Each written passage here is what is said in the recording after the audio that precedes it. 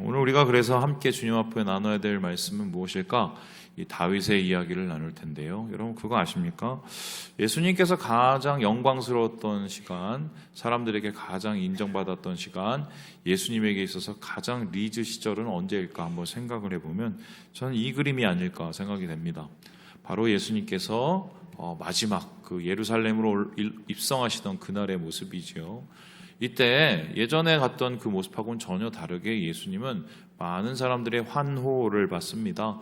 어느 정도의 환호냐? 자기의 겉옷을 깔아서 예수님 앞에 일종의 레드카펫 같은 걸 깔고요. 그리고 손에서 다 종려나무를 들고 예수님을 환호하는 이들의 무리들, 얼마나 예수님을 기다려왔을까? 그런 것이 그대로 드러난 그림이고 장면이라고 할 수 있습니다. 그런데 한번 질문을 해보죠. 이 사람들은 도대체 예수님을 왜 이렇게 환호하고 예수님을 반겼을까요? 물론 예수님께서 기적도 행하시고 많은 좋은 말씀들을 전하셨기 때문에도 그렇겠지만 이들이 예수님을 특별히 이날 반기고 즐거워하고 환영했던 결정적인 이유가 한 가지가 있었습니다. 거기에 대해서 마태복음 21장에는 이렇게 기록을 하고 있는데 우리 같이 한번 읽어보도록 하겠습니다. 시작! 앞에서 가고 뒤에서 따르는 무리가 소리 높여 이르되 호산나 다윗의 자손이여 찬송하리로다. 주의 이름으로 오시는 이여 가장 높은 곳에서 호산나 하더라. 예수님을 뭐라고 불렀습니까? 다윗의 자손. 한마디로 다윗의 자손인데 왜 그럼 다윗의 자손이 이들에게는 굉장히 즐거움이었을까? 이 앞에 있는 이 단어 한 단어를 보면 우리가 더 즐거운데 호산나라고 부릅니다.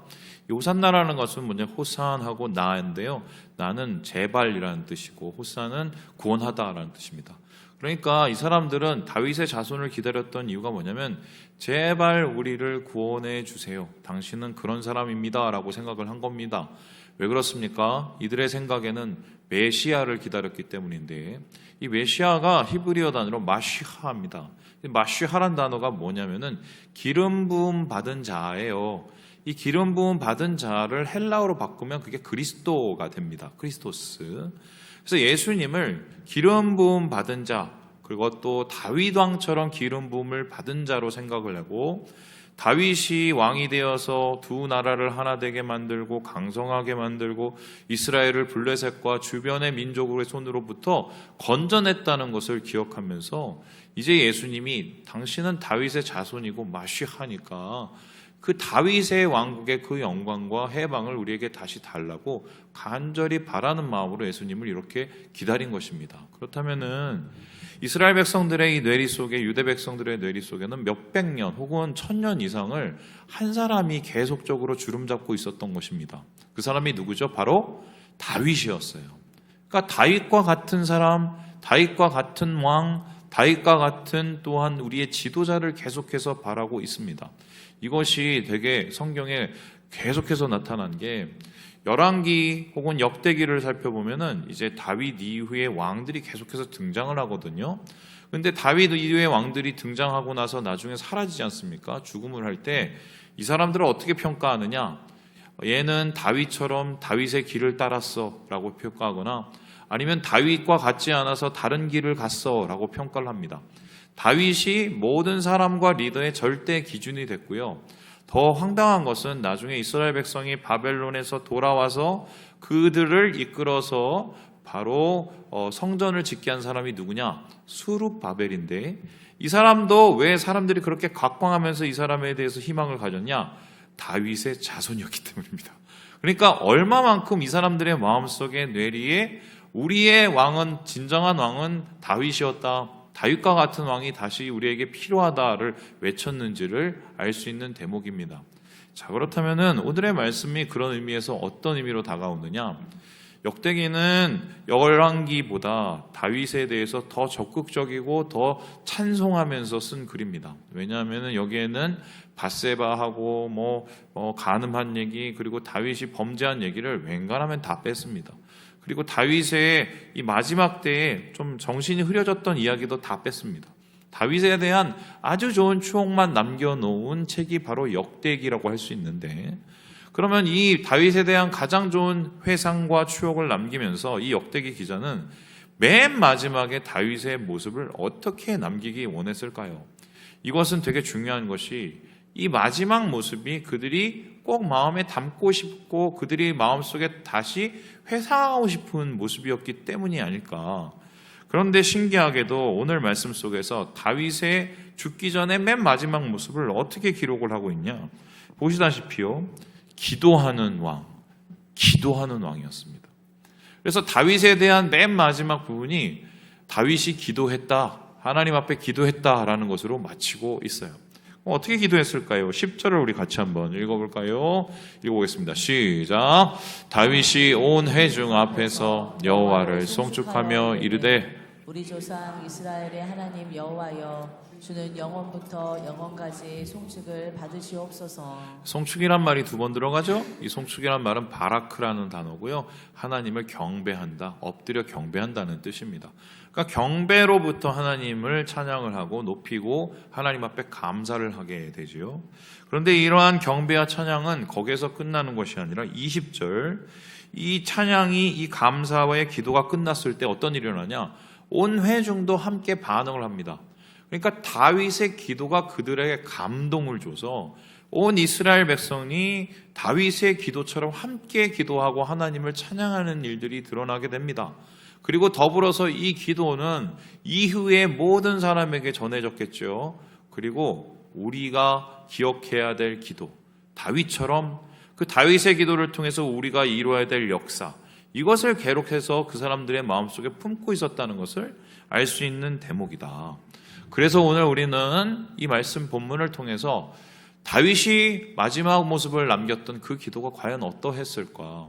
그 다윗은 어떤 기도를 하면서 마무리했길래 사람들이 이 기도를 뇌리 속에 남겨놓고 몇 천년 동안, 1000년이 넘도록 이 다윗을 기다리게 했을까? 그것을 살펴보려고 합니다. 그런데 오늘 이 기도를 살펴보면 크게 세 가지, 그 내용을 세 가지로 정리를 할 수가 있는데 우리 같이 한번 읽어보도록 하겠습니다. 시작! 주님입니다. 다윗이 첫 번째로 하나님 앞에 기도한 내용은 송축을 하면서 하나님의 주님, 바로 주님의 주재권, 러드십이라고 하죠. 주인 되신 하나님을 인정하며 높여드렸습니다. 우리 함께 11절의 말씀을 같이 한번 읽어보도록 하겠습니다. 시작. 여호와여, 위대하심과 권능과 영광과 승리와 위엄이 다 주께 속하여 싸우니 천지에 있는 것이 다 주의 것이로소이다. 여호와여, 주권도 주께 욕하여 싸우니 주는 높으사 만물의 머리이시니이다. 하나님을 가리켜서 여러 가지 표현이 있지만 하나님의 주권, 모든 것이 하나님 거, 하나님은 이 세상을 창조하신 진정한 주인이라고, 모든 것의 머리라고 하나님을 인정해 드렸습니다. 이러한 하나님을 인정하는 마음, 하나님을 주님으로 받아들인 마음은 사실은 다윗 신앙의 제일 처음이자 마지막이었습니다. 오늘날도 우리의 삶 속에서 어떤 신앙을 가져야 하나님이 원하시는 신앙을 가질까? 다윗과 같은 신앙을 얘기할 때 첫 번째가 뭐냐면 주님, 바로 하나님의 주인 되심, 주권을 인정하는 행위다라고 얘기할 수가 있습니다. 당연히 하나님이 주님이시죠. 우리가 매일날 주여 부르고 주님 부르고 다 하니까요. 그런데 한번 제가 여러분에게 질문해 보고 싶습니다. 여러분은 진짜 여러분의 삶 속에서 하나님이 주인이십니까? 제가 오늘 오전에도 우리 시니어들과 함께 그런 얘기를 했는데, 여러분 주인이 어느 정도의 역할을 할 것 같습니까? 아주 쉽게 설명을 해보면 저 윗동네에 가보면 저 윗동네에는 이제 아시겠지 통제된 사회주의 국가입니다. 사회주가 국가 속에서도 거의 독재죠. 한 사람 1인 독재죠. 그래서 여러분 아시는 것처럼 나이도 되게 어린 친구가 이 한나라를 다 틀어잡고 있습니다. 근데 한나라를 틀어잡고 있다는 게 어떤 것이냐? 이 사람들이 한마디로 모 씨의 통치하에서 모든 것이 다 통제를 받습니다. 대표적인 것 중에 하나가, 우리는 예를 들어서 오늘 제가 갑자기 광주에 가서 뭘 먹고 싶으면, 광주에 진짜 먹고 싶은 게 많아요. 저는 세상에서 제일 맛있는 건 다 광주에 있다고 생각하는 사람인데요. 뭐 가면은 내려가서 먹고 싶은 게 있다고 한번 생각을 해봅시다. 그러면은 뭐 미친 척하고 차를 몰고 가서 뭐 6시간을 가든지 하고 가서 먹고 오면 됩니다. 왜냐하면 우리는 이동의 자유가 있어요. 그런데 저 윗동네 혹은 1인 지하 통치하에 있는 저 동네에서는 소위 말해서 함경도에서 그 밑에 동네로 혹은 평안도로 황해도로 가기 위해서는 어떻게 합니까? 그렇게 갈 수가 없어요.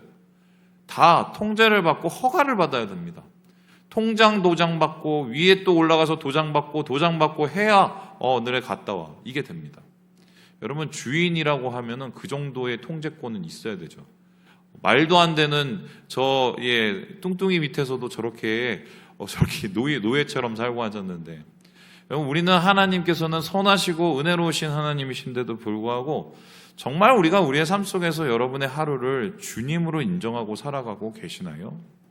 주님과 함께 살아가는 것도 힘든데 하나님의 주권을 인정하면서 하나님을 주인으로 모시면서 하나님이 원하시는 바를 구하면서 사는 것은 훨씬 더 어렵습니다. 자, 그렇다면 질문해 보겠습니다. 하나님이 주권이 되시는 주인 되심을 인정하는 가장 최종적인 모습이 어떤 모습일까요? 다윗의 인생 속에서 이 사람 진짜 찐이네, 이 사람 진짜 하나님을 주인으로 인정했네, 그러한 대목은 어떤 것이라고 여러분 생각합니까? 저는 바로 이 대목이라고 생각하는데요. 우리 함께 사무엘상 26장 말씀을 같이 한번 읽어보도록 하겠습니다. 시작.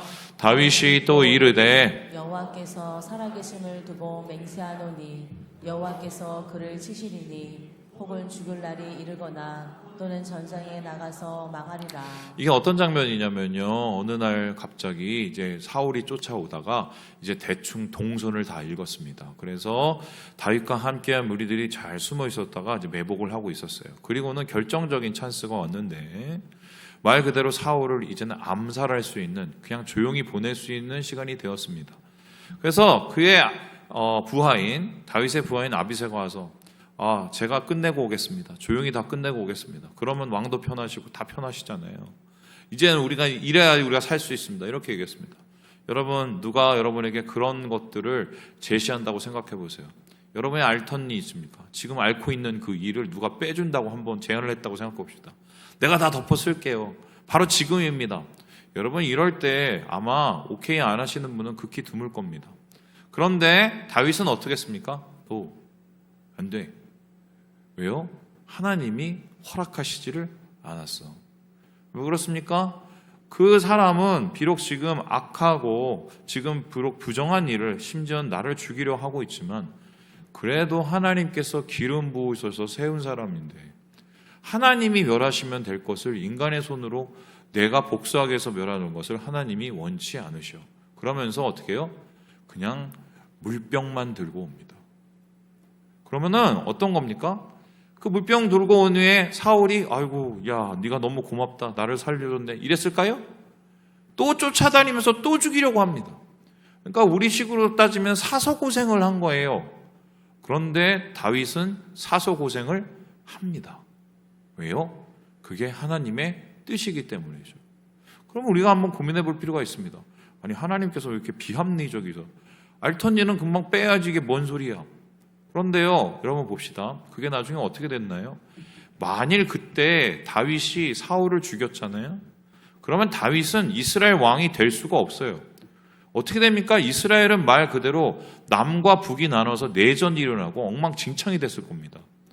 그런데 그때 하나님을 신뢰함으로 다윗이 때를 기다리고 하나님의 주권을 인정하면서 하나님께 그 복수조차 내어드렸을 때 어떤 일을 합니까? 스스로 멸망하고 다윗은 남과 북을 합하여서 함께 협력하여서 나라를 세우는 기회를 갖게 된 것이죠. 이러한 하나님에 대한 주재권과 주권을 인정할 수 있는 이유는 뭐냐면 하나님에 대한 온전한 신뢰가 있기 때문입니다. 왜 우리는 하나님께 순종하고 하나님을 주권을 인정하고 주인됨을 우리가 인정하지 못할까요? 솔직히 말씀드릴까요? 믿음이 부족해서 그래요. 그러나 다윗은 하나님의 주권을 인정하고 살아온 인생, 그리고 마지막 죽으면서까지 주님은 나의 주님이십니다. 하나님은 나의 주권자이십니다. 모든 것이 하나님의 것입니다. 나의 모든 것도 하나님이 주셨습니다. 라고 고백하는 이 하나님의 주님을 인정하는 주권, 주재권을 인정하는 사람으로 살았다. 이것이 오늘 다윗의 마지막 기도에 나온 첫 번째의 내용입니다. 그렇다면 두 번째로 다윗이 드린 기도는 어떤 모습이었을까요? 우리 같이 한번 읽어보도록 하겠습니다. 시작. 은혜입니다. 주님이라는 것은 하나님이 어떤 분이라는 것을 나타낸다면 그 하나님 앞에 나는 도대체 누구이냐를 바라보게 된 겁니다. 나를 바라봤을 때 이 사람이 내린 결론은 뭐냐면 모든 것이 하나님의 뭐라고요? 은혜라는 것을 알게 됩니다. 그래서 여기에 대해서 14절에 이렇게 이야기를 하고 있는데요. 우리 같이 한번 읽어보도록 하겠습니다. 시작. 나와 내 백성이 무엇이기에 이처럼 즐거운 마음으로 들을 힘이 있었나이까. 모든 것이 주께로 말미암아 싸우니 우리가 주의 손에서 받은 것으로 주께 드렸을 뿐이니이다. 하나님 아버지, 제가요 지금 이렇게 백성들하고 너무 행복하고요, 제 행복한 마무리를 하고 있고 또 주님께 드리기 위해서 이 성전도 우리가 다 준비를 하고 있고 너무 좋은데 생각해 보면 이게 다 누가 주신 거예요? 하나님이 주신 거네요.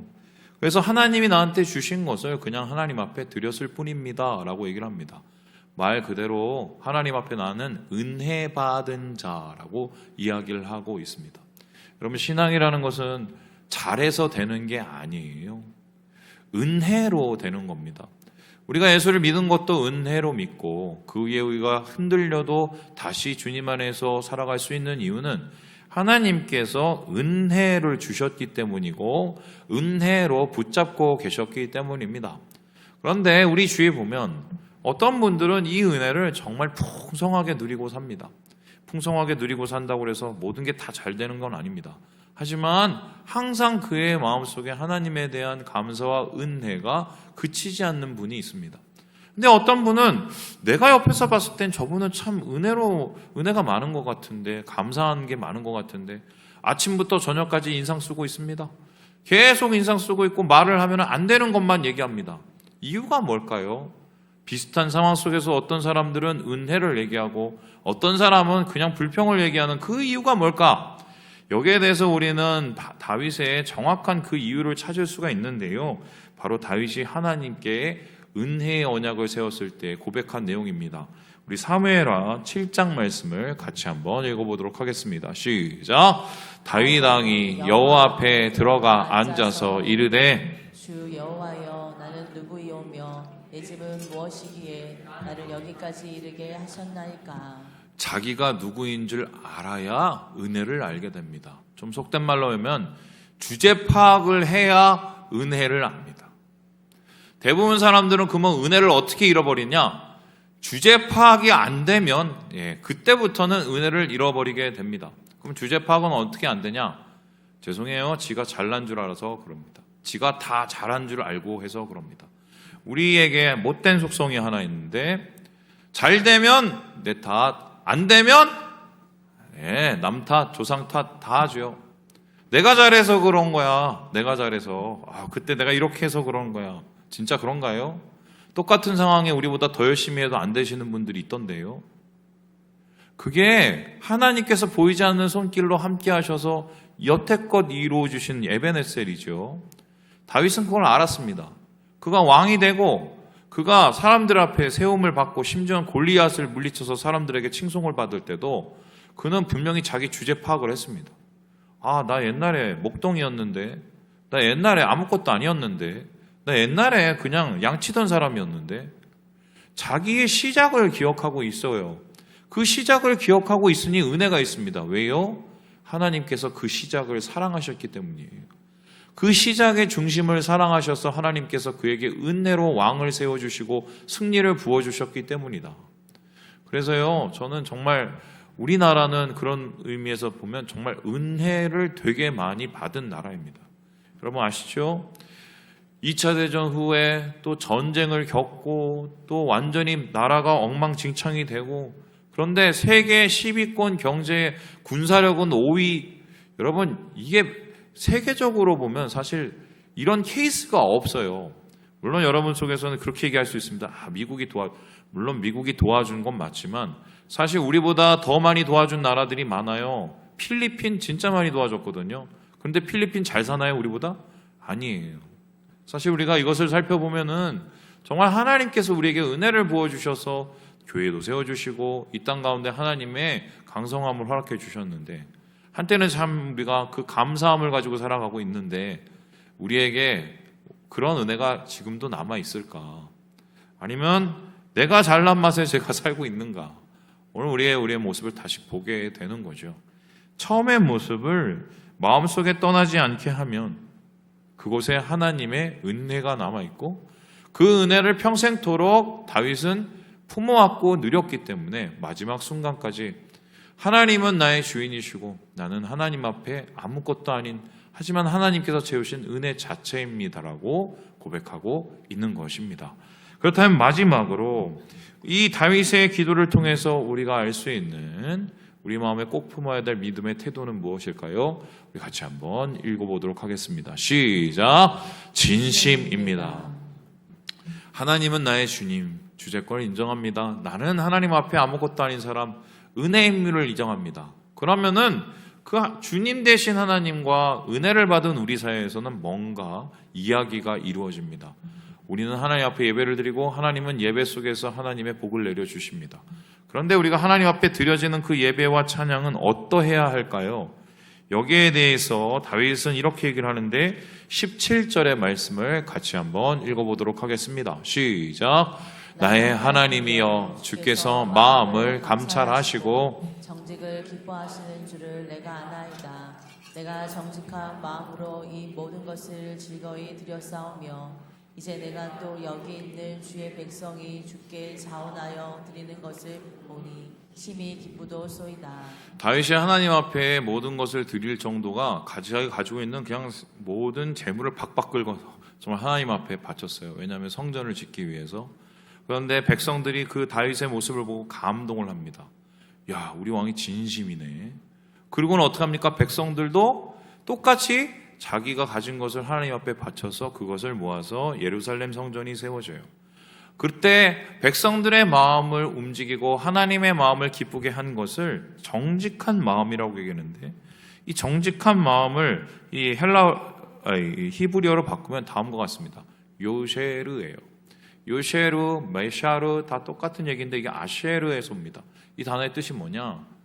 있는 그대로의 모습, 모든 것의 모습, 정직한 모습, 진실한 모습을 뜻합니다. 그래서 이 모습을 이어서 솔로몬에게 주기를 간절히 원했는데 19절에 보니까 이렇게 이야기를 합니다. 우리 같이 한번 읽어보죠. 시작. 또 내 아들 솔로몬에게 정성된 마음을 주사 주의 계명과 권명과 율례를 지켜 이 모든 일을 행하게 하시고 내가 위하여 준비한 것으로 성전을 건축하게 하옵소서 하였더라. 그러니까 진짜 다윗이 진심으로 원했던 것은 뭐냐면 솔로몬이 잘 되고 솔로몬이 성공하고 솔로몬이 잘 살고, 물론 그것도 원했겠지만 그것보다도 더 다윗이 간절하게 원했던 것이 있습니다. 솔로몬 마음도 이랬으면 좋겠습니다 였어요. 내 마음처럼 하나님은 중심의 진실함을 보시는 분이시라. 자기가 경험을 했잖아요. 죄 짓고 나서 자기 마음속에 텅 비어있고 공허한 것을 보고 나서, 야, 하나님이 찾으신 게 바로 그거 하나인데 내 마음에 그게 없네. 주님, 내 마음속에 정직한 마음을 회복시켜달라고, 깨어진 심령 속에 하나님의 진실한 마음을 회복시켜달라고 기도하지 않았습니까? 내가 그때 깨달은 그것을 내 아들 다윗도 정말 알았으면 좋겠다. 하나님, 저 아들이 다른 건 몰라도 내가 하나님 앞에 올려드린 그 정직하고 진실된 마음을 하나님 앞에 지켰으면 좋겠습니다 라고 얘기합니다. 그것을 가리켜서 19절에 다시 보면요, 정성된 마음이라고 표현하고 있는데, 이 정성된 마음이라는 단어는 뭐냐면 whole heart, 모든 마음이에요. 진심은 정직함이자 동시에 모든 마음, 전심입니다. 하나님을 우리가 섬기고 하나님을 우리가 높이고 하나님을 찬양하고 하나님을 예배할 때 하나님이 찾으시는 예배의 가장 깊은 내면의 그 중심이 뭘까? 전심, 진심. 그것이 있는 예배는 주님께서 받으시는 예배요. 그 기도를 통해서 하나님께서 역사하실 수 있는 예배고 기도지만, 반대로 아무리 거창하고 아무리 뻐적지근하고 아무리 엉망으로 막 사람들에게 보기 좋게 만들어 놔도 그 마음과 그 중심 속에서 진심과 전심이 없으면 아무것도 아니고 울리는 꽹과리하고 똑같게 되는 것입니다. 목사님, 그러면은 전심과 중심은 뭘까요? 진심과 전심은 도대체 어떻게 드려야 됩니까? 이렇게 얘기하실 수 있겠습니다. 여러분, 하나님이 원하시는 것은 최고가 아니라는 걸 아시죠? 최고가 아니에요. 하나님이 우리에게 원하시는 건 뭡니까? 우리가 할 수 있는 최선입니다. 내가 할 수 있는 최선으로 하나님이 기뻐하시는 것을 하기 위해서 마음을 있는 모습 그대로 드리는 것. 이게 하나님이 원하시는 거죠. 제가 인터넷 보면은 제 그 푸사의 프로필 사진에 가지고 있는 사진, 제가 그건 절대로 안 잊어버리려고 하는 그림 한 장이 있습니다. 이게 뭐냐면 중간에 이렇게 동그라미에 네모에 선 4개의 끝에 동그라미에 그 눈도요. 일자에 까만 거에 입은 이렇게 그려져 있고 그 주위에 뭐가 있냐면 꽃들이 이렇게 발발발발 이렇게 해갖고 색칠을 분홍색으로 했어요. 이게 누가 하냐면 제 딸이 한참 막 그림을 그리기 시작하는 그때 2살인가요? 3살이라 되는가요? 그래갖고 제 선물이라고 써갖고 그 밑에 뭐냐 아빠 이렇게 써요. 아빠. 그 후에 애가 그림도 잘 그리고 그리고 뭐 여러 가지 재주가 있는데 저는 그 그림이 제일 좋습니다. 이게 따져보면은 이게 뭐 그림도 아니에요. 근데 제가 그 그림을 좋아하는 이유가 뭡니까? 우리 아이의 진심이 담겨 있기 때문에. 자기가 제일 좋아하는 꽃을 주위에 다 그려놨어요. 8개를 그려놨어요. 제가. 하나님 원하시는 게 그거예요. 다윗은 왕으로서 예배를 드려서 하나님께 기쁨을 얻은 것도 아니고 혹은 그가 음악을 잘해서 하나님 앞에 기쁜 것도 아니에요. 하나님을 기뻐하는 마음으로 진심과 전심으로 나갔기 때문에. 그래서 하나님께서는 이러한 다윗을 가리켜서 뭐라고 얘기하셨을까? 그 후에 1000년이 지난 후에 다윗을 추억하기를 이렇게 기록을 하고 있는데 우리 사도행전 읽고 마무리해 보도록 하겠습니다. 시작. 패하시고 다윗을 왕으로 세우시고 증언하여 이르시되 내가 이새의 아들 다윗을 만나니 내 마음에 맞는 사람이라 내 뜻을 다 이루리라 하시더니.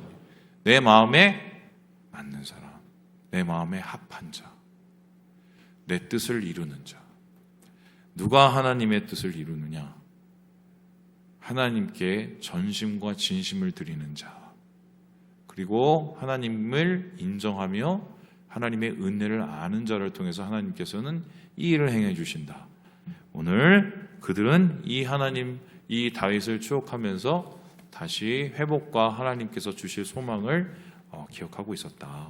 말씀을 마칩니다. 우리 사랑하는 여러분, 우리가 다른 것은 몰라도 주님 앞에 어떤 모습으로 나아가야 될지, 우리의 기도가 어떤 모습이어야 될지 한번 다시 고민해 보시고 하나님이 찾으시는 그 마음과 중심을 찾으셔서 오늘 이 시간 주님 앞에 예배드리고 기도할 때 주의 응답받는 놀라운 역사가 있기를 주님의 이름으로 축원합니다.